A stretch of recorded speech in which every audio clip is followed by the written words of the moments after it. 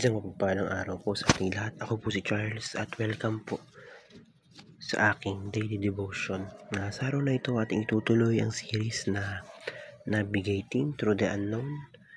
Ito na ang panghuling-huling series sa linggong ito. Be at the center of God's will. So Genesis chapter 12 verse 2, ang sabi rito, ito yung sinabi ng Panginoon kay Abraham na I will make you into a great nation and I will bless you. I will make your name great and you will be a blessing. So ito yung sinabi ng Lord kay Abraham noong sa panahon ng Genesis, no, na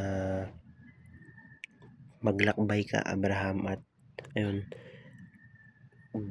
gagawin kong matiwasay yung lugar mo and gagawin kitang blessing. So sa unang application sabi rito, being at the center of God's will doesn't mean having complete knowledge.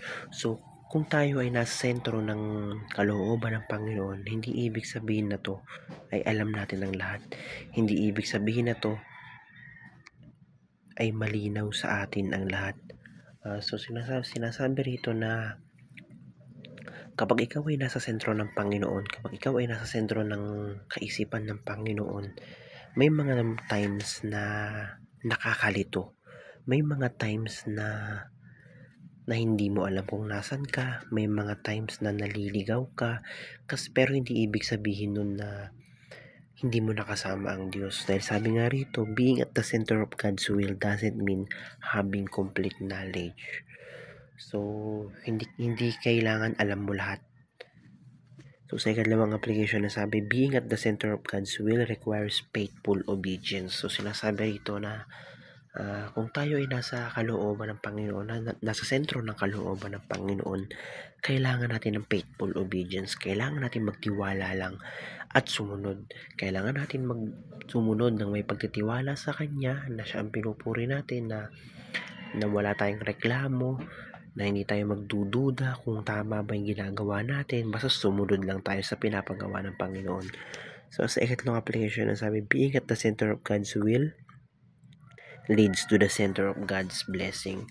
So kung tayo ay hindi umaalis, kung tayo ay patuloy na nag-i-strive sa sentro ng kaisipan ng Panginoon, mapupunta tayo sa kanyang blessings, mapupunta tayo sa sentro ng kanyang mga biyaya, ng kanyang mga pagpapala. So kapag sinasabi rito na magpatuloy lang tayo sa pagsamba or sa paggawa ng mabuti, kahit na mahirap, kahit na medyo walang kasiguruduhan, and after nun, pag nagtagal, mapupunta tayo sa sentro ng kanyang biyaya. So sa unang application, paano nga ba natin ito may apply sa ating mga buhay? So sabi dito, navigate through the unknown. Maglakbay tayo sa walang kasiguraduhan. Maglakbay tayo sa walang sureness. So kumbaga, kahit na walang kasiguraduhan yan, kahit na walang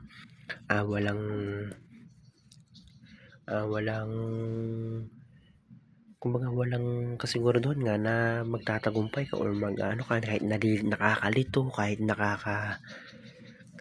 nakakawalan ng gana or nawawala ka sa loob, dapat maglakbay lang tayo ng patuloy kasi nga kasama natin ang Diyos. Sa paglalakbay na yun, kasama natin ang Panginoon. So kahit na walang kasiguraduhan, magpatuloy tayo sa ating journey. So sa ikalawang application na sabi, obey faithful to stay at the center of God's will. So yun, obey faithfully. Sumunod tayo ng may pananampalataya. Sumunod tayo ng naniniwala sa Kanya. And ikatlo, remain in the center of God's blessing. So manatili tayo sa sentro ng biyaya ng Panginoon. Manatili tayo sa Kanyang piling. Kumbaga, so paano ba natin gagawin yun? Yun nga, dapat sumunod lang tayo ng walang reklamo, sumunod tayo ng faithfully, ganun. Kumbaga, kahit na alanganin, kahit na walang kasiguraduhan, sumunod lang tayo. Nang sa ganun, manatili tayo sa piling or sa kaisipan ng Panginoon. So yun lamang po. Napakarami kong natutunan sa araw na ito. Maraming salamat.